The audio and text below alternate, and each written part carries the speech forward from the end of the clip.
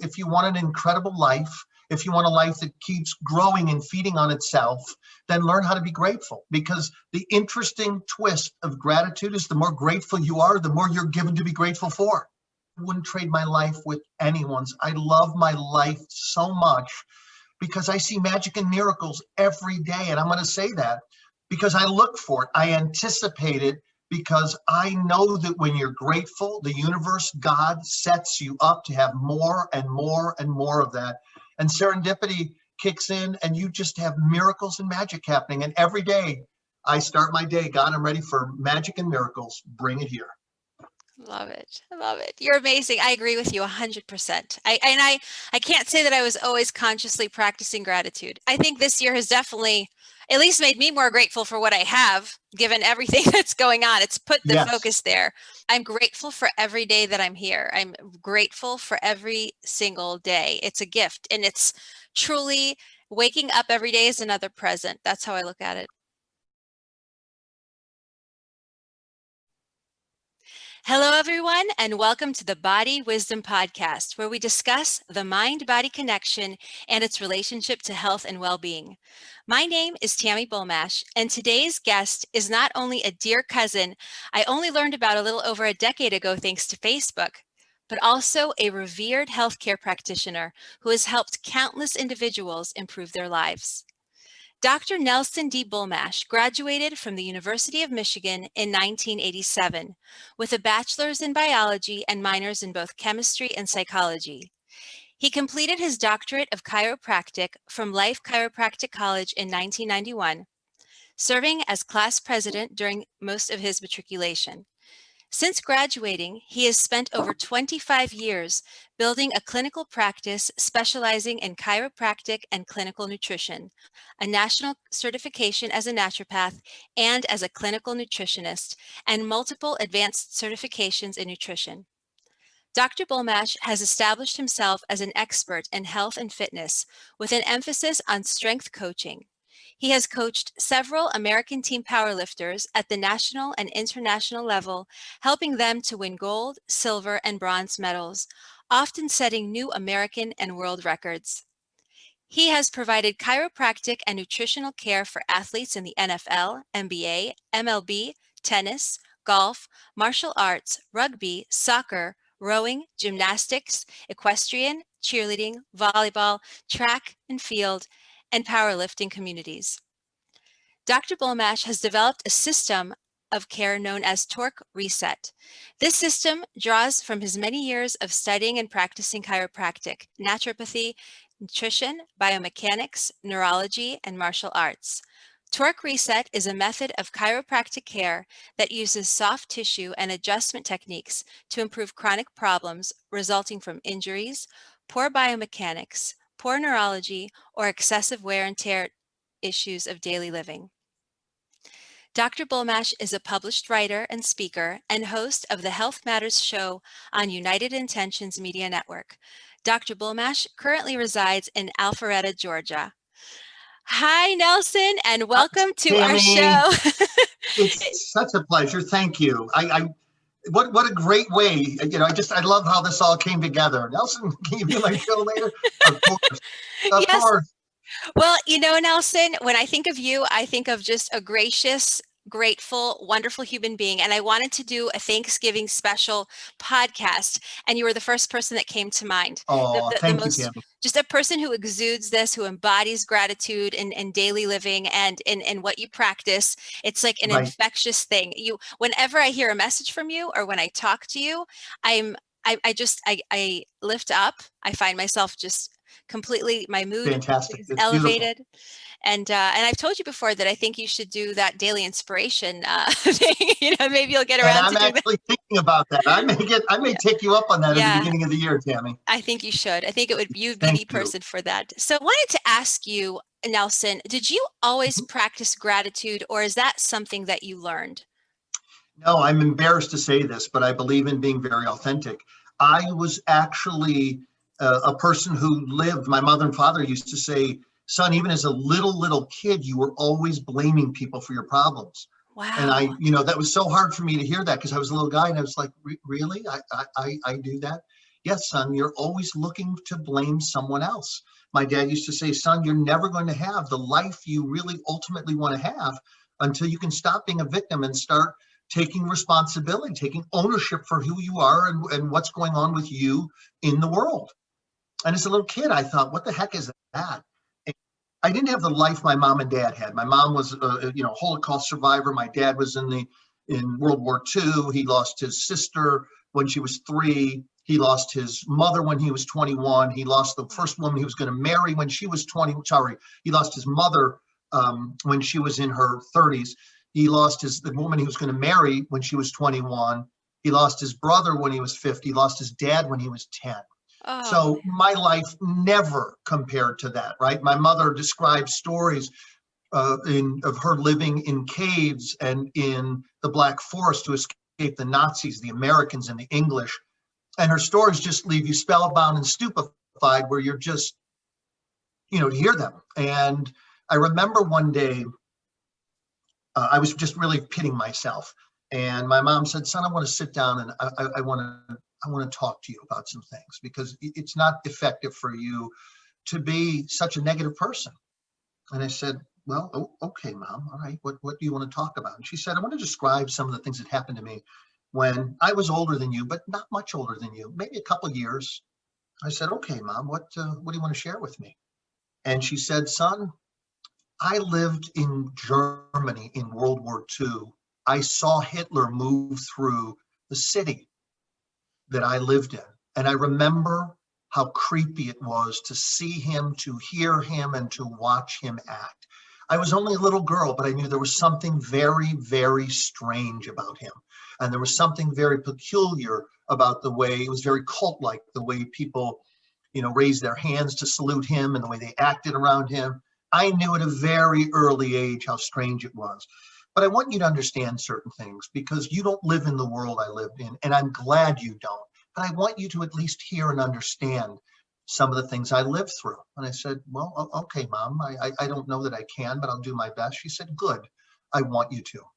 Because I want you to know that whenever you think you have it the worst, there are people who have it far worse than you do. I promise you. And of course, Tami, life is relative. I have a friend who lives in an incredibly beautiful home that's probably 6,000, 7,000, 8,000 square feet, and he's complaining. And his partner looked at him and said, are you serious, sweetheart? He said, we have a first-class ticket to the pandemic. It's really hard for me to hear you complain. We want for nothing. So, it straightened him out. And it even left me understanding that there's so much that we, not everyone, but like you and I have, that's so wonderful.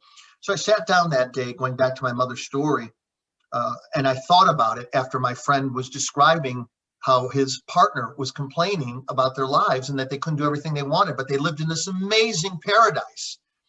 And so my mom said, honey, I want to share a story that happened when I was a little girl. She said, it used to be terrifying. We were told that if you didn't draw your blinds and shut off all the lights, that you'd be shot. Because what happened was, if you had your lights on, it outlined the city with lights. So the Americans or the English knew where to attack to destroy the cities. And Tami, they didn't have smart bomb technology then. So they killed anyone and everyone they could to wipe out the country and get people to surrender so we could end the war quickly.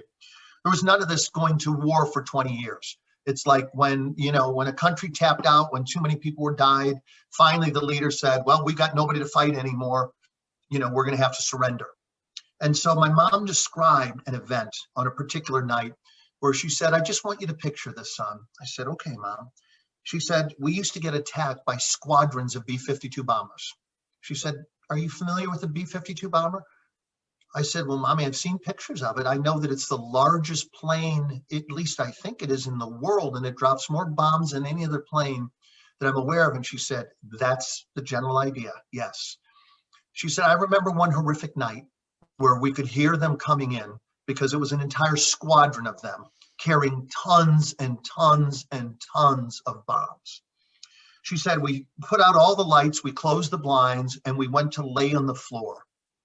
And I said, why would you do that, Mommy? And she said, because, son, it was like an earthquake once the bombs started exploding as they impacted buildings and the ground. She said the earth shook so violently that it would throw you to the floor if you were standing.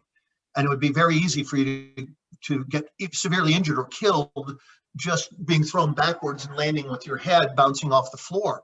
And so we would lie in the corner, or we would brace ourselves for something. So when the bombs hit, we would pray.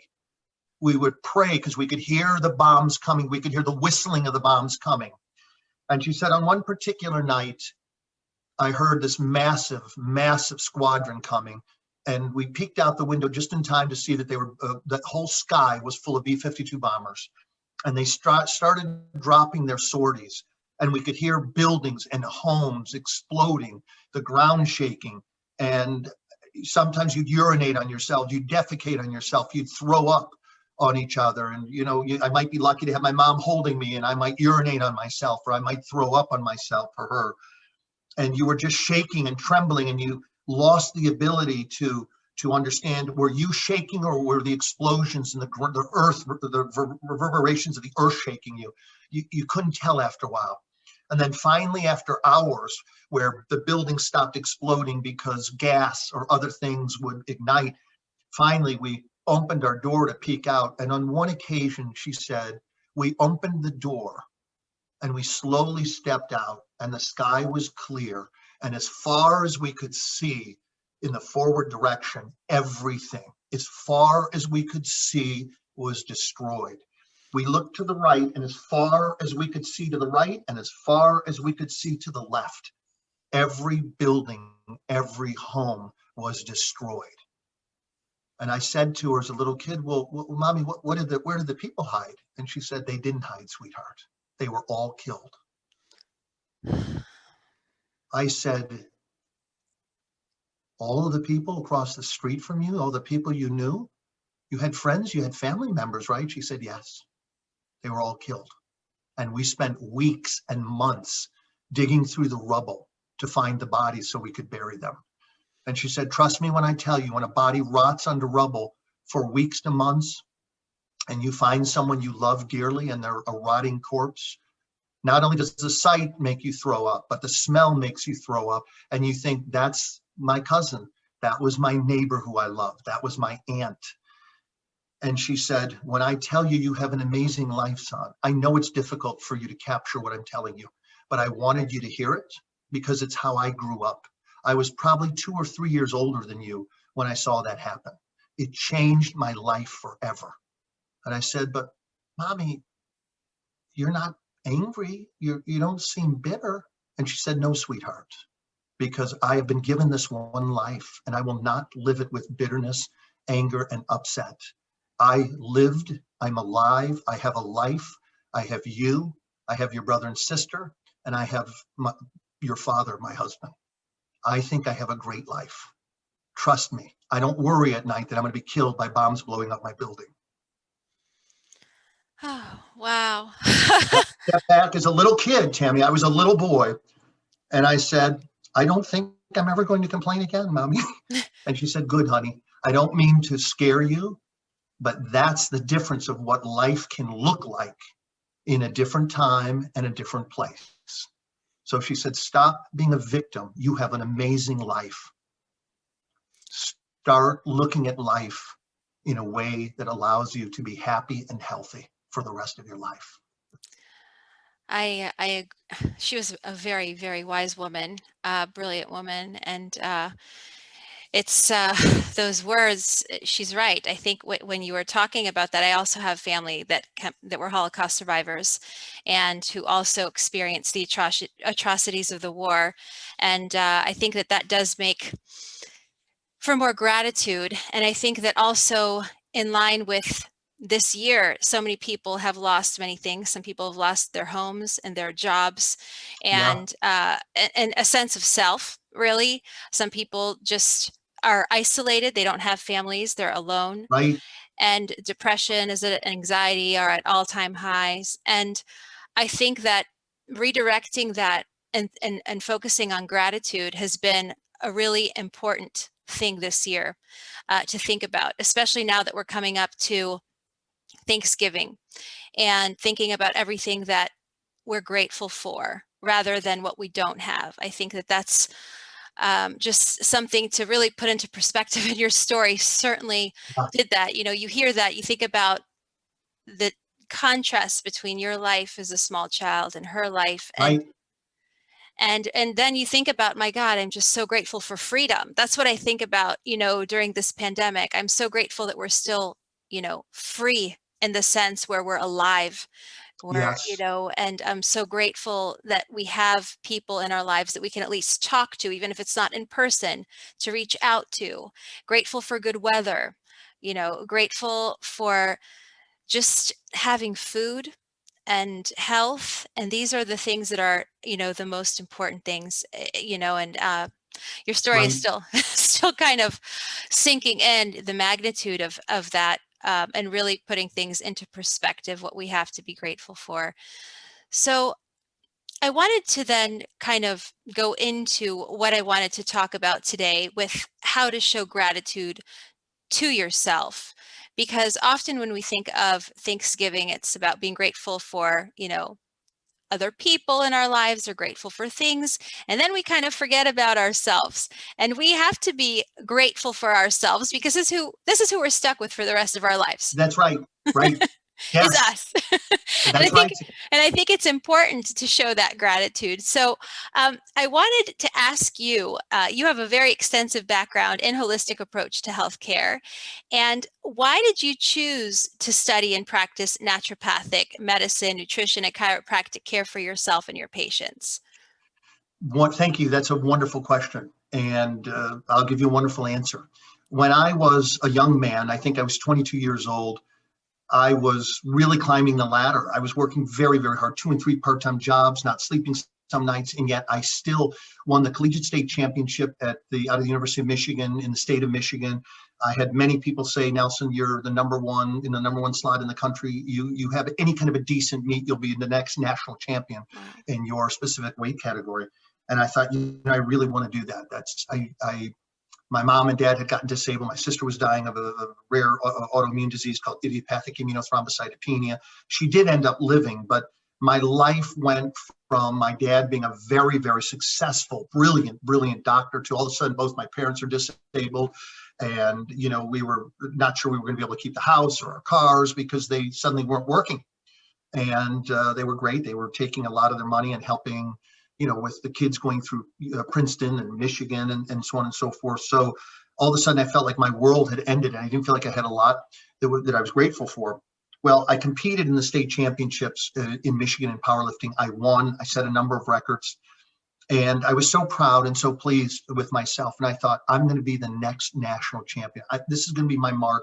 I'm going to become someone, right? And I was using the notion of becoming a winner, if you will, through winning a championship, right? To give myself sort of a sense of being and purpose. Now, I don't advocate that anybody do that. It's amazing to win. It's wonderful, but don't put all your eggs in one basket, as my mother used to say. Win or lose, in the process of becoming a champion, you become the champion, not in winning the championship, right?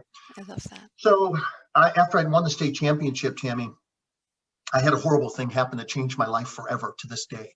We had one of the worst ice storms in the history of the state of Michigan, and I was way behind in my studying because it meant so much for me to win this championship, Tami, that I was working furiously to catch up at one of the U of M libraries. And suddenly these two wonderful older women came up and said, young man, we hate to disturb you, sweetheart, but we're having one of the worst ice storms in the history of the state, and we need to leave now or we're going to end up spending the night here. And we really don't want to do that. So we're going to shut it down now. You'll have to gather your things and leave. And I thought, really, we're having a bad storm? Like I was so focused, Tami, on catching up because I was so far behind. I wasn't even paying attention. Very important point. I wasn't paying attention, Tami, to what was going on around me. Very important point. So these lovely women said, honey, take care. Please be safe.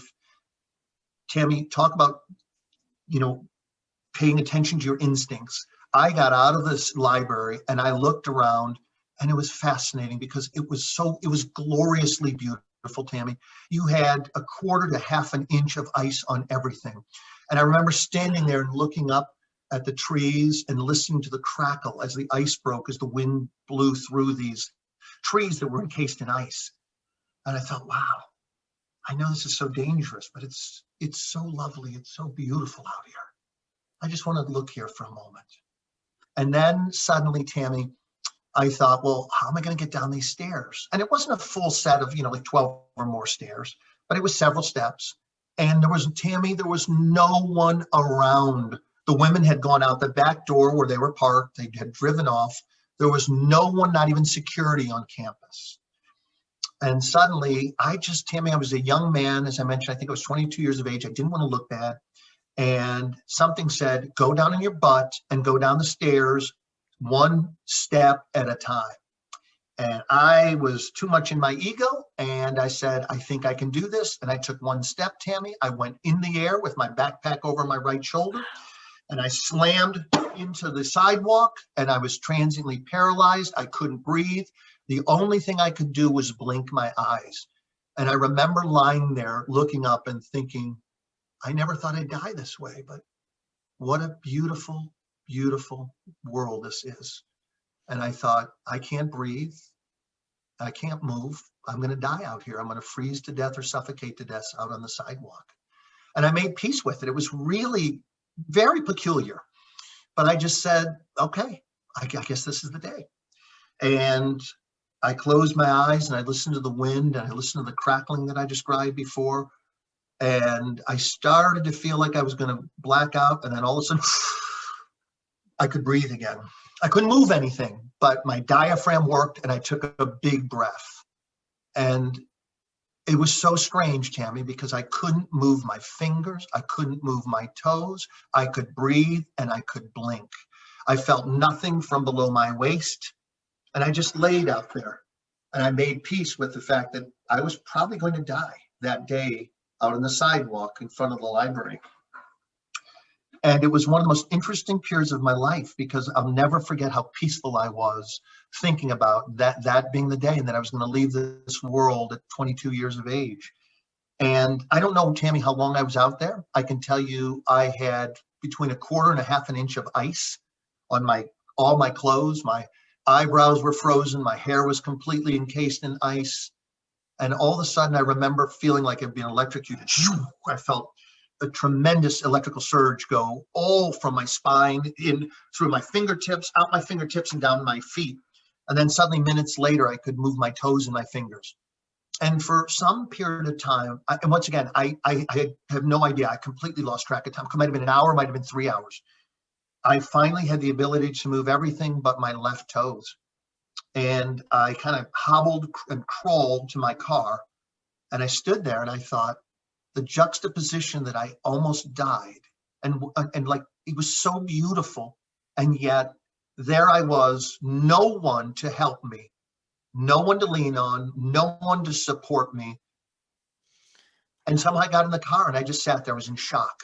And I still couldn't get my left foot to work. And I had extensive nerve damage.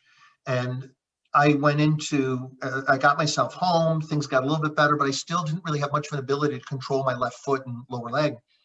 And so I went to physical therapy and all kinds of things, and nothing really helped. And I remember when I was 15 years old, I went to see a chiropractor and he changed my life by the process of what we call adjusting me. And I thought, what am I doing here? Why am I trying to get into physical therapy school? It's wonderful. Don't in any way misunderstand, but it really, for me, didn't do a lot. And I had this epiphany, like, I'm meant to become a chiropractor. And so I submitted my application to chiropractic school. I got accepted, Tami, and that was one of those pivotal moments in my life where I said, God, this is going to happen. And I changed my entire life in that moment. I knew that moment, Tami, I was going to go in an alternative perspective. And it was really interesting because I got a lot of grief from not family members, but friends of the family who said, why in the world would your son choose chiropractic when he could be a physician? Why would he do that? Jerry, why are you letting your son do that? And he said, because my son has been lost for a long time. And the fact that he's interested in something and really interested in it, I know he'll be incredible. I trust him. I know he'll be amazing. And so I got into it, Tami, and it was like a fist in a glove. It was such a perfect fit for me. For the first time in my life, I began to grow and thrive and feel like I actually was somebody worth becoming. And it took off from there like a rocket. And I never looked back.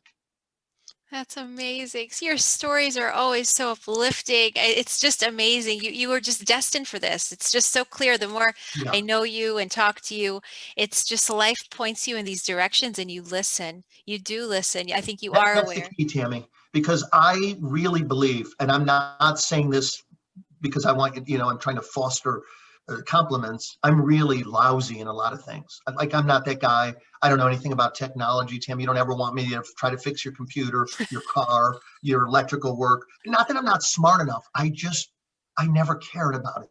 I don't either.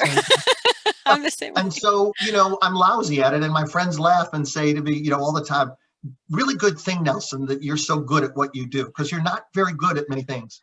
And I laugh at them and I say, look, here's the thing. I said, when I was 14 years old, I was sitting at the top of the stairs in Flint, Michigan, and my dad just happened to pass by. And he passed the staircase, and all of a sudden he stepped back and he looked up at me and he said, son, I have a question for you.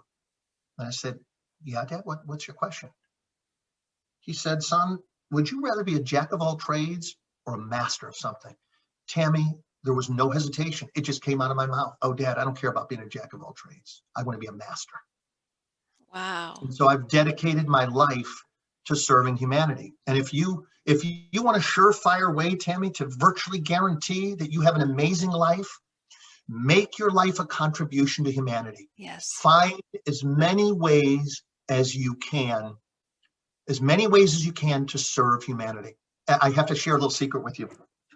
We really don't do any marketing for our practice. We really never have. I mean, we tried a few things, getting our name in a magazine or being interviewed. We got a handful of people from that. But I used to go out, and the first woman I was going to marry said to me, you want to be happy, Nelson? Do something kind for someone. You will have a very difficult time ever finding happiness if your life is always about the smallness of who you are. Even though you have the seed of greatness within you, if your life isn't focused on making the world better for other people, then it'll always be about the small Nelson, not the big Nelson. And I'll never forget this, Tammy.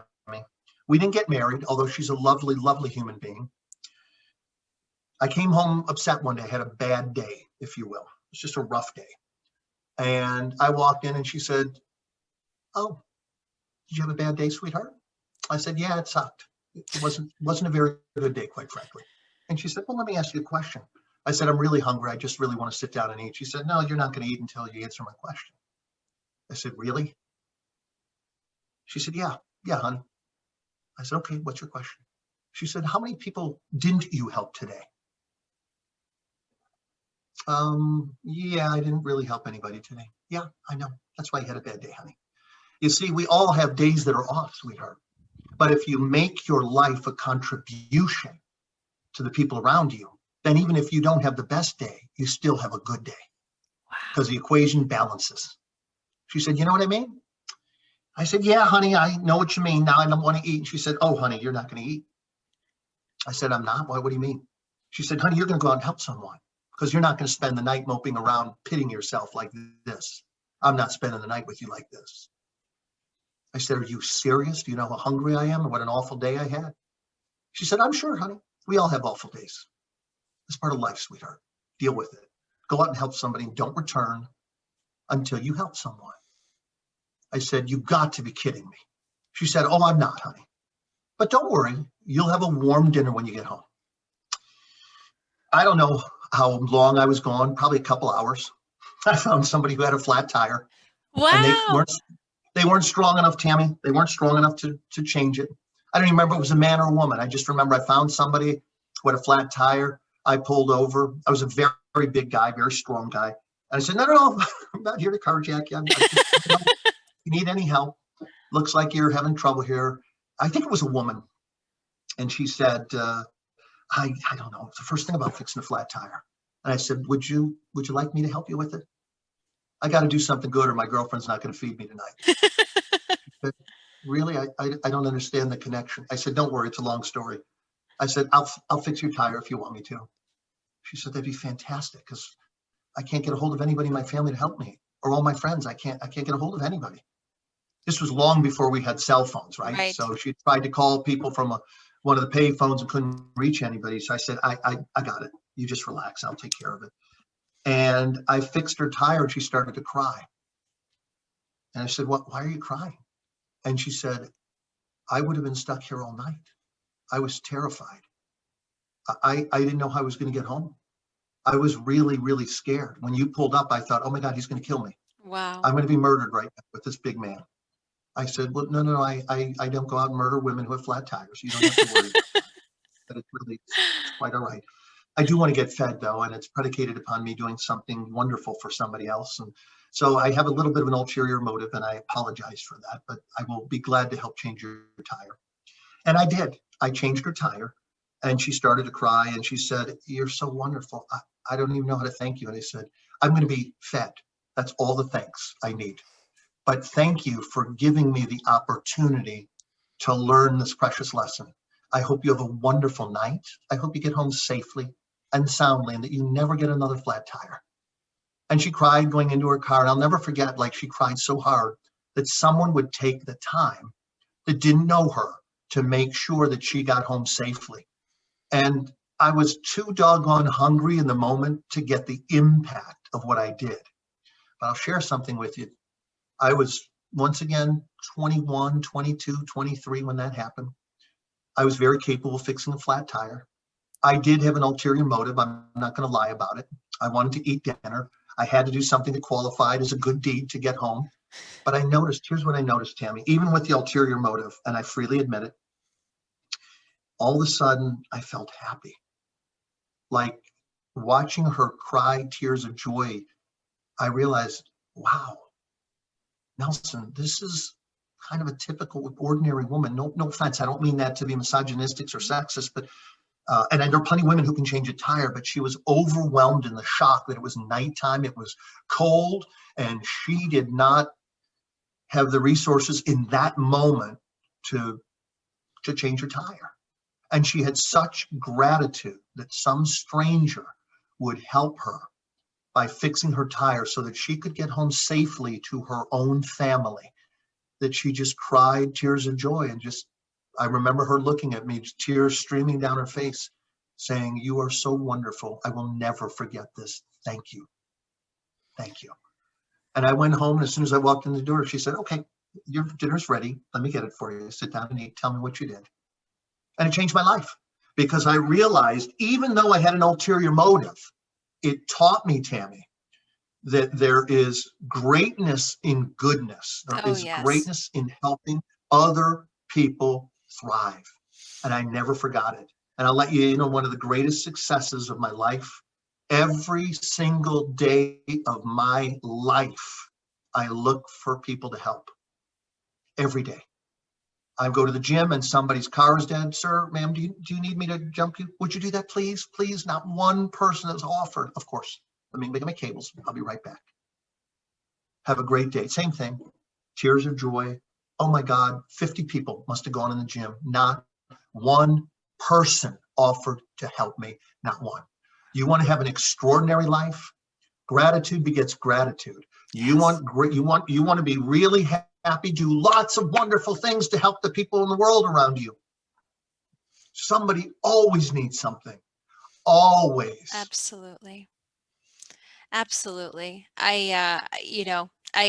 Gratitude begets gratitude, and I like gratitude is the right attitude also, Yes. it's, and I do think, in a way, serving others is a form of self-care. It is kind of caring for yourself as you care for others, because the reward of helping other people, someone once told me that it's actually selfish to help other people because it makes you feel so good. There's a that was the whole selflessness. point. Yes. Yeah. Yes. That was the whole point, that the quickest way to take care of yourself is to take care of other people. Yeah. Try to help someone and not feel good about yourself. Right. See if that's possible. Right. And get back with me. I've tried for decades, Tami. It never works. I always end up in a much better place. So you want the quickest way to take care of yourself? find somebody who's having it a lot harder. May I share one more quick story? Oh yeah, absolutely. I love your stories. So Tami, one of the hardest days of my life was the day my mom said that we were going to start sitting Shiva for my father.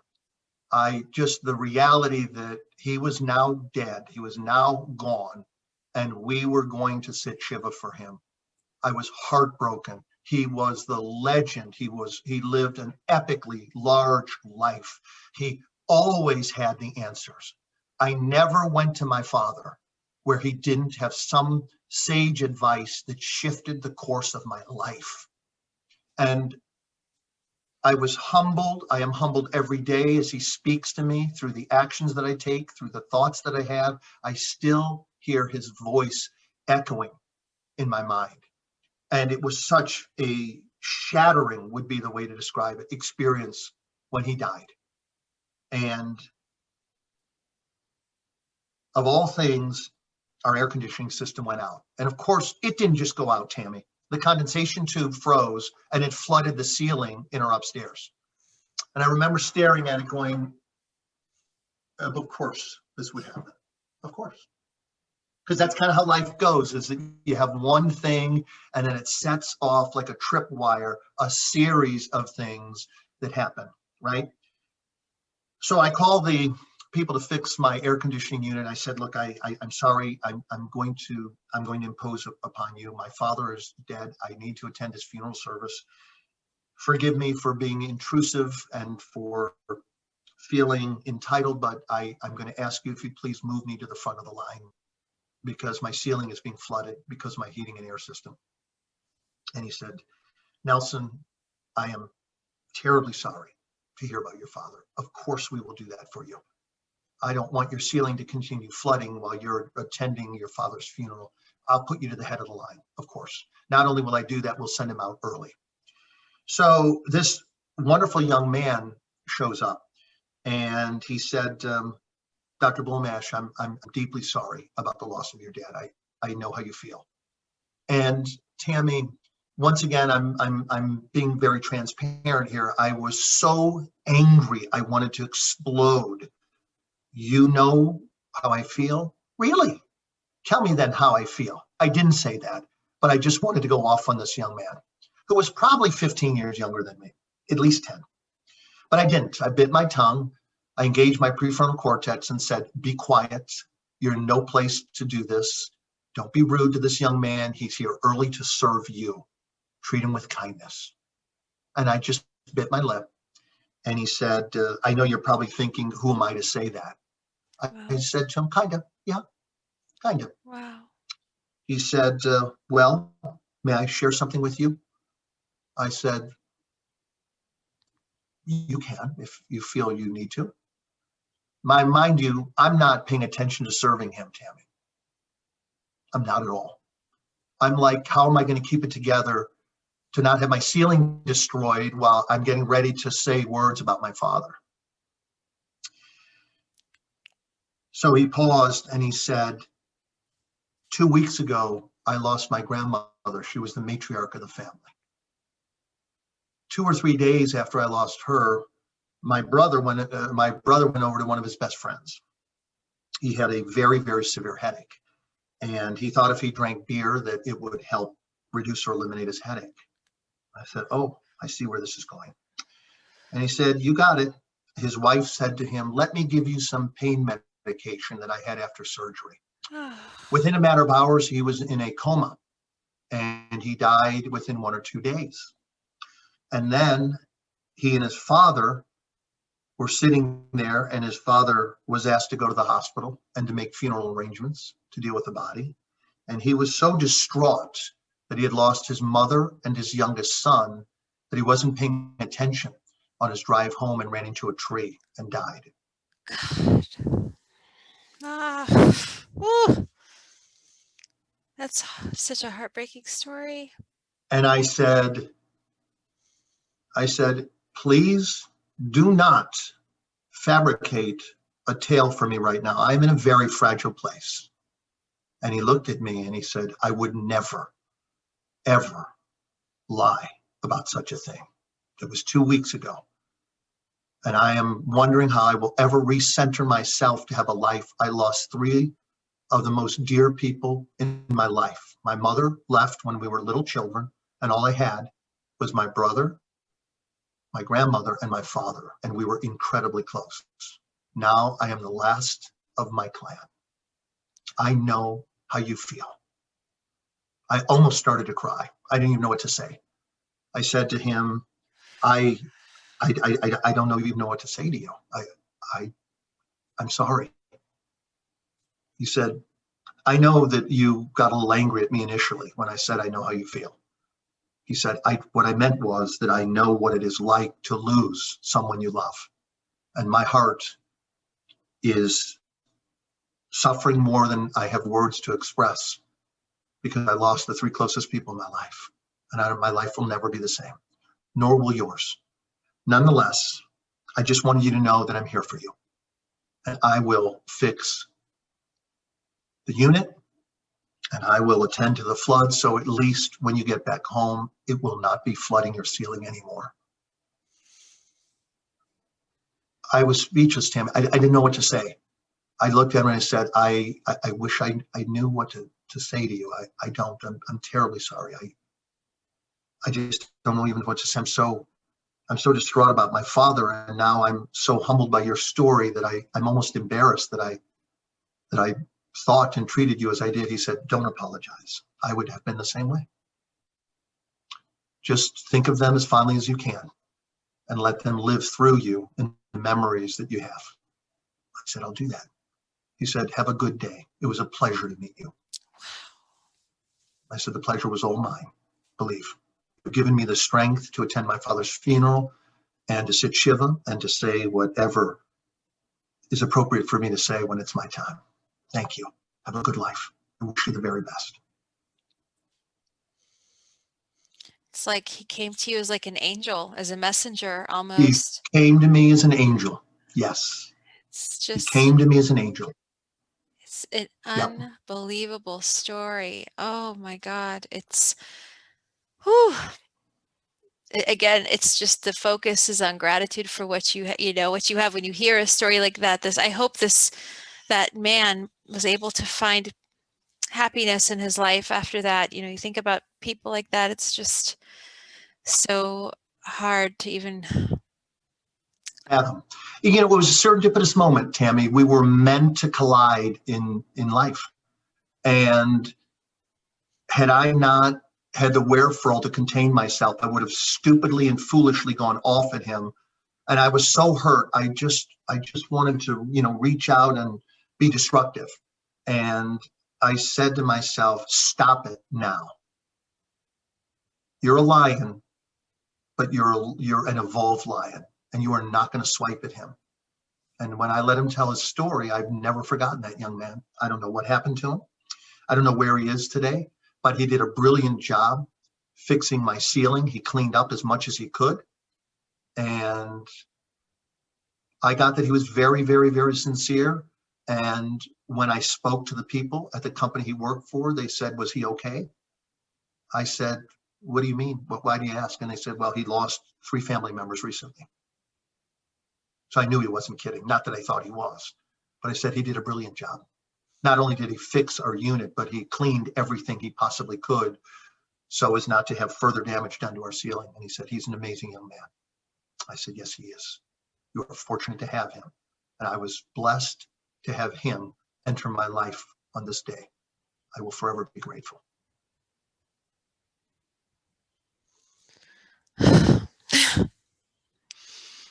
I don't even know where to go with that.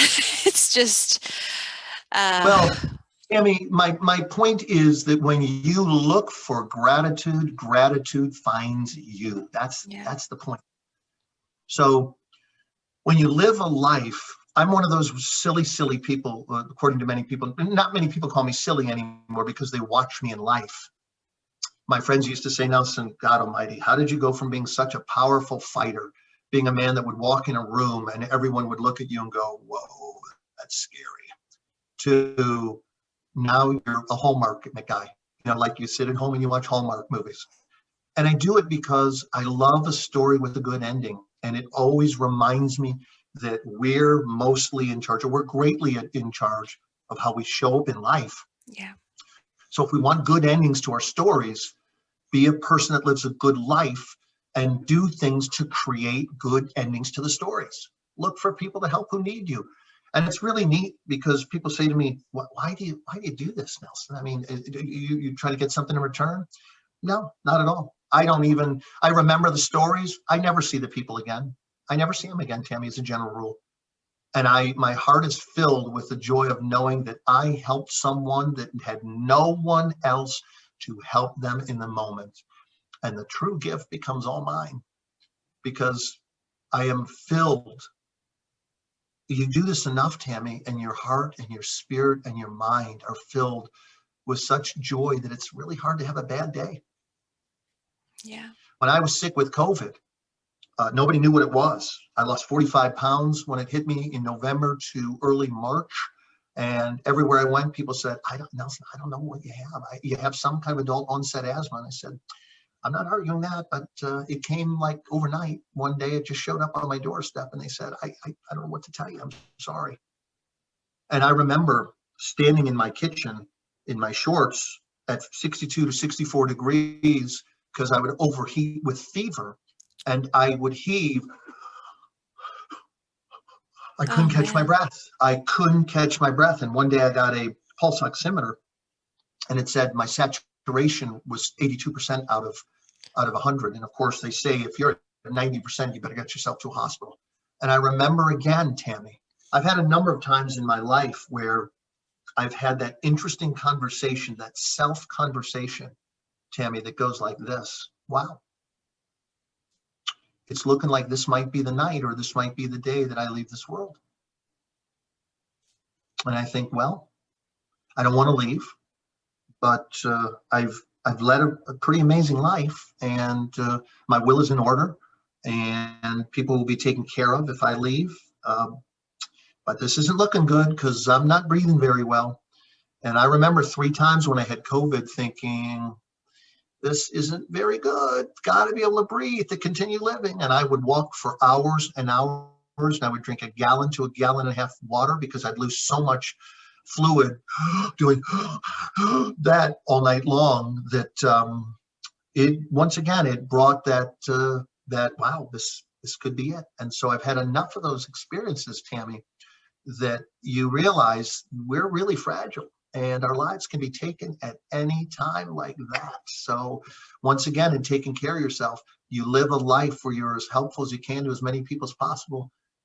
And it just makes your life extraordinary, even in times like this. You know, every night when I go home, like if I'm here later than my wife, I always call her and I say, sweetheart, is there anything you want me to do? Or is there anything you want me to get on the way home? When I enter the room, I always say to her, may I get you anything, honey? You want a little piece of chocolate? You want some tea? You want some water? Because she's worked hard, really hard.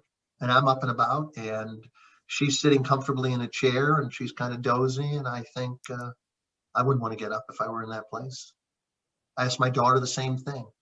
When your focus, again, is on the needs of the people around you, I don't care if it's COVID. I don't care if it's World War II. When you're focused on taking care of the needs of other people, you take care of your own needs. It supports yourself to be set up to have an amazing life. Absolutely. I think that's what makes you not only a great practitioner, physician, naturopath, nutritionist, chiropractic care doctor. It's what makes you an amazing person. You are that's how you live your life. And I'm so grateful to call you my friend and my family. And it's just been this has been so powerful. The message that you've sent has just really made me think even more into just gratitude and also not being quick to judge when other people don't behave the way that we want them to and showing them gratitude nonetheless. Yeah, that's a very, very, very important lesson. Tami, if I may, when I used to work in the nightclubs, it got me the money to get me through college, but it was really a horrible job because I got to see the underbelly of a big nightclub where you had prostitution, you had trafficking, you had likely murders, anything and everything ugly that you could imagine.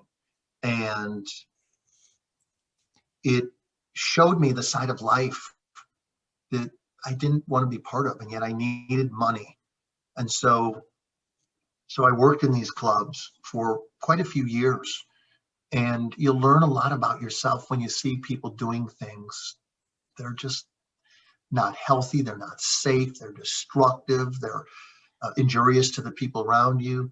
And it made it very clear to me that without a path, without having some sense of who you are and where you're going, it's really easy to fall into the trappings, if you will, of going sideways in destructive behaviors like using drugs, or getting in trouble with criminal activity of all kinds.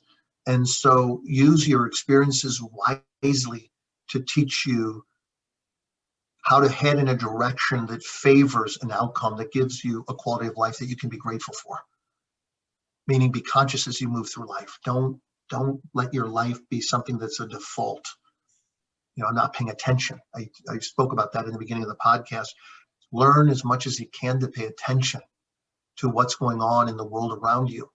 Because if you're not, you can go astray in ways that can destroy your life. My son had a wonderful friend that I coached when my son was in high school. I'm not going to say that. I'll say that he was a wonderful person. He was a very strong guy, and he was very kind.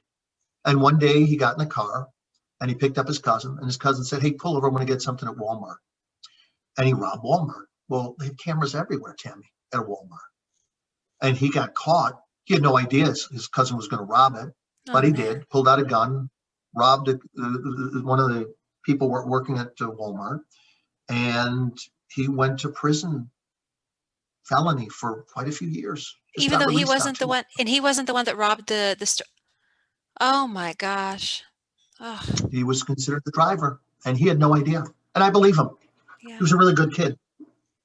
Now his cousin is still in prison, and he's going to be in prison for a long, long, long time. But yeah, he super nice kid, and his cousin was his cousin. You know how that is. And the guy went in and robbed it. Take off, take off. Well, they had all of it on camera, so he was considered the driver, and he went to prison for some years. Choices. So take care of yourself. Think about your life. Think about where you're headed. Think about what you do, and take care of yourself in the ways that you can. Absolutely. Nelson, I've enjoyed this so much. I want to have another show with you and we can actually talk about your clinic and talk about everything that you do, because that's something that I'm so interested in.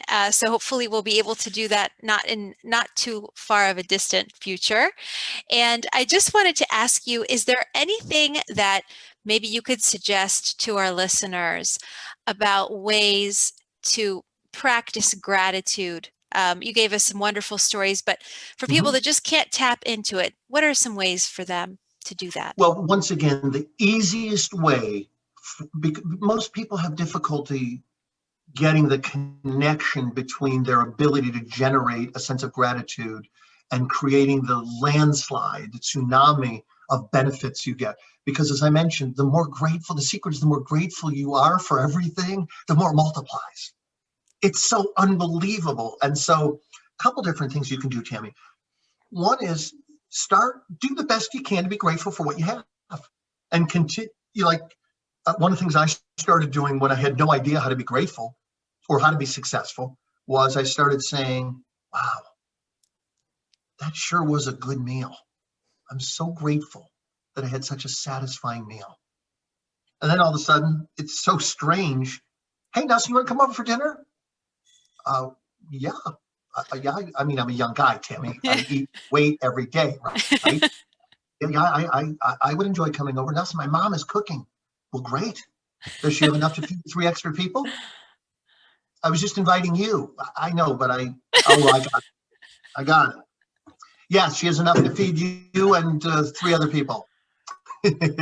And so just notice how when you're grateful for something, suddenly there's more and more and more and more. My wife used to say to me when I get back from lunch, she used to say, honey, what did you do over lunch?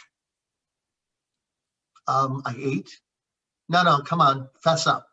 What did you do? I said, I don't know where you're going with this, honey. What do you mean? She said, 3 new patients called in. What did you do over your lunch break? Oh, I fed a few people. You fed a few people. Yeah, there were some homeless people. When I went up to them and I said, hey, guys, are you hungry? We haven't eaten in 2 or 3 days. We're really hungry. I said, would you like me to get you some food? They said, that'd be amazing. So I fed them. And, once again, magic and miracles happened, Tammy. I didn't know what was going to happen. I just knew that there were 3 people that looked like they were in rough shape that hadn't eaten in a while. And I bought them each a lunch, and then I went back to work. And while I was doing that little bit, 3 people called. That's what happens with the universe. Now, don't do it for the sake of getting. The magic is in that you did wonderful things for the sake of doing something wonderful. Right. Not like I'm going to feed 3 homeless people, so 3 people call in. But I remember thinking back, wow, I fed 3 homeless. I fed 3 homeless people. That's what I did. Now, interestingly, 3 people called to get in for care. And I thought, well, that was kind of interesting. And it never failed, Tammy. Whenever I did good things, the phone would ring and new people would call to get in. And I thought, this is kind of interesting. I love helping people who need help. And every time I do, something wonderful happens to me. Go figure that oddity out. And then, of course, I realized that what you put out, you harvest. Absolutely. And so if you look for good things every day, look for somebody to help every day, and all of a sudden miracles happen. Tammy, here's what happens out of this. I have to share this with you. I'm the guy that's like an absent-minded professor, right? I do a really hard workout. I can't say my name at the end of the workout, right? It's like, where's my truck? Thank God for fabs, right? Truck, where are you? Click. Oh, there you go. Thank you. Glad you're bright red. I would have lost you, right? And so I step up into my truck, Tammy, and my wallet falls out of my pocket. And my poor wife says, "Oh my God, how do you live? You're always losing your wallet." And I said, "Look, honey," I said, I know. I'm sorry. I guess I have shallow pockets, and when I get up into my Ford pickup truck, apparently I'm so out of it that I'm not paying attention. My wallet falls out of my pocket. But guess what happens, Tammy? Not only do I find my wallet, the person returns it to my office. Dr. Bulmash, my name is Bill. I watched you pull away. I saw your wallet fall out. I just opened up your wallet to see your ID, and I found that you worked here. Forgive me. I said, forgive you. My wife is looking at me going, really? Really, honey? You're the only person in the world who loses his wallet. And not only do you find it, not only is it completely as it was when you left it, but a person returns it to the office? Come on. I said, well, honey, I don't know what to say, but I do know what to say. Those are the kinds of things that happen more and more and more and more and more when you keep doing wonderful things in the world. The world protects fools and drunks. I'm not a drunk. I almost don't drink at all, but I don't always pay attention. I can be a little foolish and not being as attentive to simple things like making sure my wallet stays in my pocket, not in the parking lot. You are a blessed person. You are a gift, a true gift to this world, Nelson. You really are. So the answer to your question is if it's too hard for you to feel grateful because you're stuck in being a victim, then just keep doing things for other people. And suddenly it'll make you feel so good that you'll realize your own uniqueness in the world. I absolutely believe that we are all unique and wonderful in our uniqueness, and embrace it. Embrace it and be joyful at what you have, because I truly believe we all are given some kind of gift.